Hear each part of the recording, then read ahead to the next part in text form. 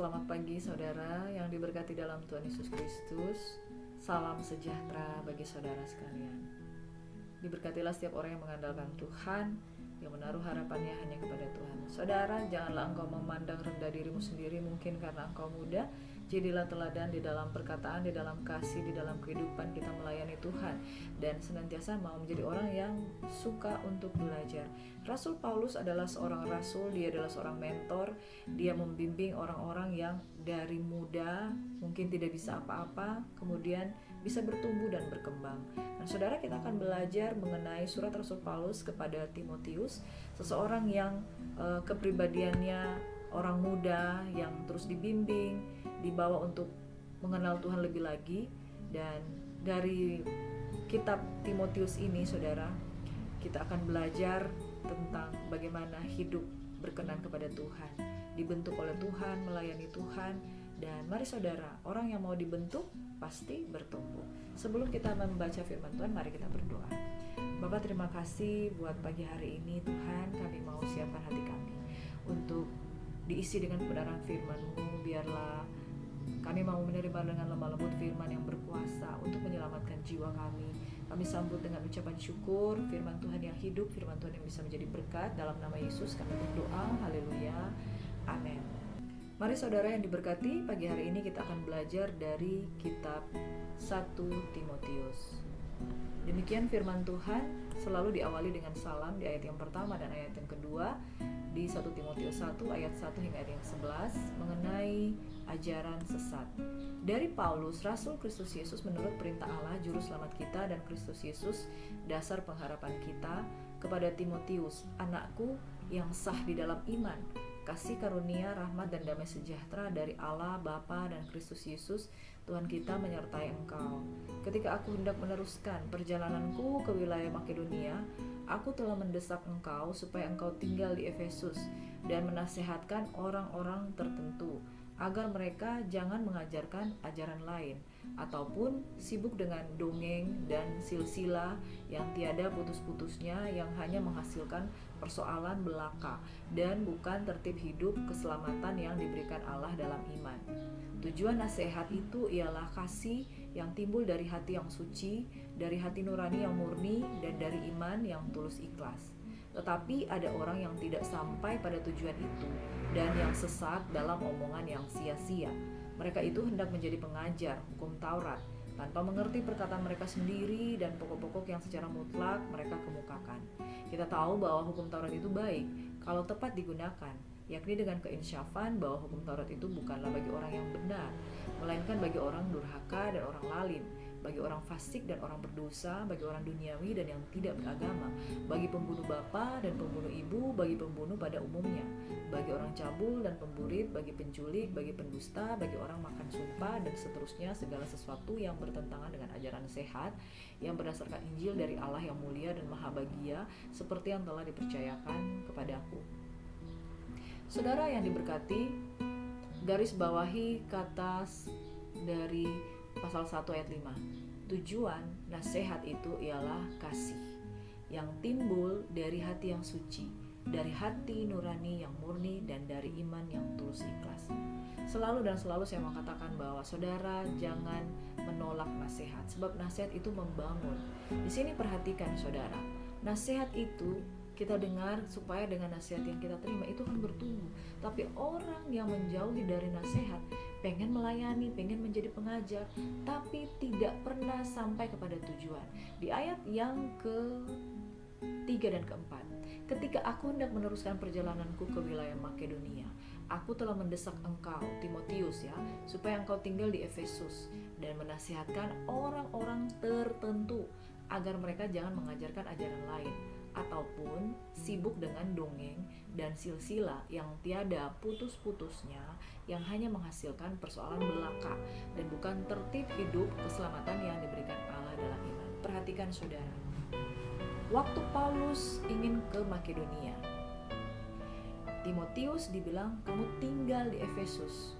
Waktu kamu tinggal di Efesus, ada orang-orang tertentu, jadi cuman beberapa. Nah, orang-orang tertentu ini sudah ditandai. Mereka ini mengajarkan ajaran lain. Mereka ini sibuk dengan dongeng. atau silsilah yang tiada putus-putusnya. Akibat dari kesibukan mereka mengajarkan ajaran lain dan dengan membicarakan dongeng dan silsilah yang tiada putus-putusnya, hanya menghasilkan persoalan. Nah, Bapak Ibu Saudaraku yang diberkati, Rasul Paulus mengingatkan Timotius, nasihati mereka. Orang-orang yang cuma meleter, sibuk berdebat, sibuk berguncing, sibuk untuk kelihatannya berapologetika, tapi menghasilkan persoalan belaka karena hanya di tengah-tengah sesama orang percaya. Bukan tentang tertib hidup, keselamatan yang diberikan Allah dalam iman. Saudara, ketika seseorang menjadi pelayan Tuhan, jangan sibuk berdebat, jangan sibuk untuk mencari bahan hanya untuk ngobrol. Yang harus kita lakukan adalah menjaga tertib hidup keselamatan dengan cara mendengar nasihat, memberikan nasihat dengan tujuan-tujuan adalah untuk kasih. Nah, di ayat yang ke-6 perhatikan. Tetapi ada orang yang tidak sampai pada tujuan itu, tidak sampai pada tujuan nasihat, tidak sampai pada tujuan kasih, tidak sampai kepada tujuan untuk memurnikan atau membangun iman. Ada orang-orang yang tidak sampai pada tujuan itu dan yang sesat dalam omongan yang sia-sia. Perhatikan saudara, saya baru-baru ini mendapatkan hikmat bahwa ketika di dalam satu organisasi, di dalam kegiatan bergereja, kita rapat yang ada hanyalah pertengkaran, kita rapat hanya dibahas tentang hal-hal yang sebenarnya tentang satu pembahasan yang tidak menjurus pada pembangunan iman. Ini berbahaya saudara, karena tidak mencapai tujuan. Harusnya ketika kita berorganisasi di dalam pelayanan, kita tidak berorganisasi hanya sekedar berorganisasi untuk manusia, tapi kita memanfaatkan organisasi itu untuk mencapai tujuannya Tuhan. Tujuannya Tuhan apa? Jiwa-jiwa selamat, jiwa-jiwa itu bertumbuh, jiwa-jiwa itu bisa mengenal Tuhan. Bukan sibuk membahas si A gak suka sama si B gak suka sama si C, terlalu banyak aturan dan lain sebagainya. Bapak Ibu Saudaraku yang diberkati oleh Tuhan Yesus Kristus, orang yang menyimpang dari tujuan, orang yang tidak hidup memandang pada visi. Kenapa? Tujuan adalah visi. Orang yang tidak mencapai tujuan, tidak menuju kepada visi, dia tidak sedang membangun, tapi dia sedang mencerai-beraikan. Karena tidak membawa kepada kesatuan, tidak membawa kepada satu tubuh Kristus. Yang harusnya satu tubuh Kristus itu bukan hanya bergandengan tangan, tapi punya tujuan. Orang yang punya tujuan itu pasti akan mencapai garis akhir. Tapi kalau cuma sibuk ngobrol, sibuk membahas dongeng-dongeng, sibuk membahas silsilah, sibuk berargumentasi, sibuk komplain, sibuk bersungut, apa yang dicapai? Pelayanan terhambat, sedikit masalah kecewa, sedikit masalah mundur, lihat si A kecewa, lihat si B kecewa. Terlalu banyak pelayan menggunakan jiwa, terlalu banyak menggunakan nalar untuk menganalisa, tetapi kemudian mengabaikan tujuan. Ayat 6, perhatikan. Ada orang yang tidak sampai pada tujuan yang itu. Padahal ayat 5, tujuan nasihat itu ialah kasih. Timbul dari motivasi hati yang murni, hati nurani yang murni dari iman yang tulus ikhlas. Saudara kalau melayani dengan tulus, saudara bersinggungan dengan siapapun, saudara tidak akan menyalahkan. Tapi kalau saudara tidak punya niat yang tulus, bersinggungan dengan si A, saudara kecewa. Bersinggungan dengan si B, saudara kecewa. Ditegur pemimpin, saudara kecewa. Saudara lupa tujuan saudara untuk melayani adalah untuk raja di atas segala raja. Saudara lupa kalau saudara dulu pernah menjadi orang yang sangat berdosa. Saudara lupa kalau saudara hari ini hanya karena pengampunan dan anugerah Tuhan, saudara bisa melayani Tuhan. Lupakah saudara dari mana saudara berasal, yaitu dari manusia berdosa? Dan lupakah saudara tujuan akhir pada akhirnya adalah untuk semata-mata untuk kemuliaan Tuhan? Orang yang lupa dari mana dia berasal dan kemana dia akan berjalan, akhirnya perhatikan, di jalan dia gak pernah nyampe ke tujuan. Saudara lihat, ada dua orang dari titik start mau menuju ke tujuan akhir. Yang satu fokus, mungkin dia membawa, katakanlah mungkin dia membawa ember yang penuh dengan air, fokus supaya airnya tidak tumpah. Yang satu berjalan, dia sibuk petik bunga, Ya, setiap kali ada apa dia ngobrol dengan orang, dia berhenti di tengah jalan, dia ngobrol, dia lihat ini, dia komplain, ini kenapa begini. Di setiap jalan yang dia temui, dia banyak komplain, dia lihat kiri kanan. Orang yang sibuk membahas segala sesuatu, berdebat di dalam perjalanan, gak nyampe saudara. Sibuk ngobrol kesana kemari, apapun dia nilai, apapun dia perhatikan, apapun semua dia nilai. Tapi orang yang fokus, dia menuju kepada tujuan, perlahan namun pasti tujuan akhir akan sampai. Tuhan mau kita menjadi orang yang fokus pada tujuan akhir. Perhatikan ayat 7.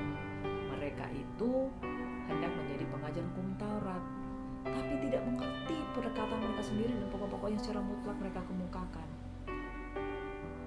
Ada banyak orang yang sebetulnya punya ambisi untuk melayani Tuhan dengan sungguh-sungguh, tapi tanpa pengertian yang benar, sehingga akhirnya tidak pernah mencapai tujuan karena sibuk meleter, sibuk komplain, sibuk bersungut, sibuk menilai, tanpa mau terus benar-benar belajar. Perhatikan saudara, Injil Tuhan di ayat yang ke-11, mulia dan bahagia seperti yang telah dipercayakan kepadaku. Jikalau Injil tidak mencapai tujuannya, saudara harus cross check lagi tujuan saudara. Kita tahu bahwa hukum Taurat itu baik kalau tepat digunakan, yaitu dengan keinsafan bahwa hukum Taurat itu bukanlah bagi orang benar. Mengapa? Karena hukum Taurat mengajarkan saudara berkenan jikalau melakukan dengan perbuatan baik. Tapi orang Kristen yang percaya kepada Kristus berbeda. Kita diselamatkan oleh anugerah.